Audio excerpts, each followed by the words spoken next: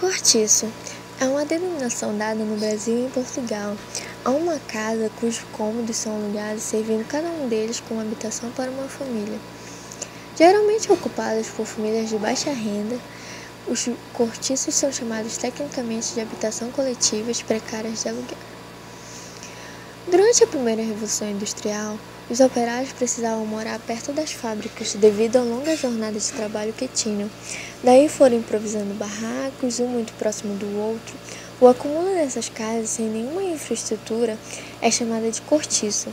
Tais cortiços eram muito prejudicados pela fumaça das fábricas, causando doenças nos operários. O Cortiço Aloysio de Azevedo mostra a situação das habitações populares no século XIX. Sem contar com os salários, inúmeros trabalhadores excluídos da sociedade naquela época recorriam a cortiços como a da personagem João Romão, locais sem o devido conforto, segurança, dentre outros problemas, mas que ofereciam preços acessíveis. Sem nenhum projeto de planejamento habitacionais, locais como esses foram crescendo e abrigando cada vez mais pessoas de baixa renda.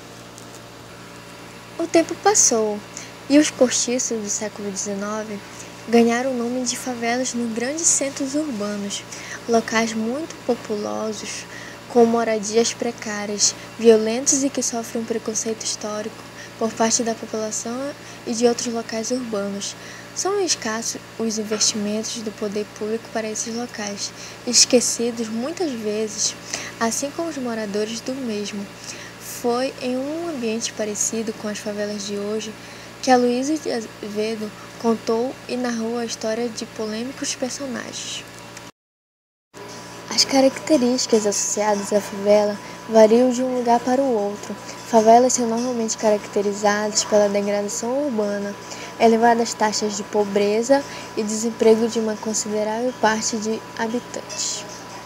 O termo tem sido tradicionalmente referido às áreas de habitações que já foram respeitáveis de uma determinada cidade, porém tornou-se destituídas, compostas por moradias precárias, falta de infraestrutura e sem regularização fundiária.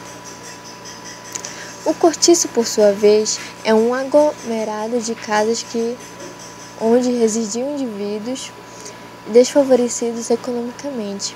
Em geral, são pessoas que migraram de outras regiões, como o Nordeste, para uma cidade grande, em busca de uma melhor qualidade de vida e sustento. Tendo sido por volta do século XIX, a partir de 1870, foi considerado como um atraso para o país. Hoje vivenciamos a favela, uma comunidade que, apesar de grandes problemas enfrentados como a violência, em certos locais já virou ponto de visitação turística, como a favela da Rocinha. Seja cortiço ou seja favela, os nomes mudam, mas os seres continuam vivendo de forma semelhante, pobreza contínua e desprezo.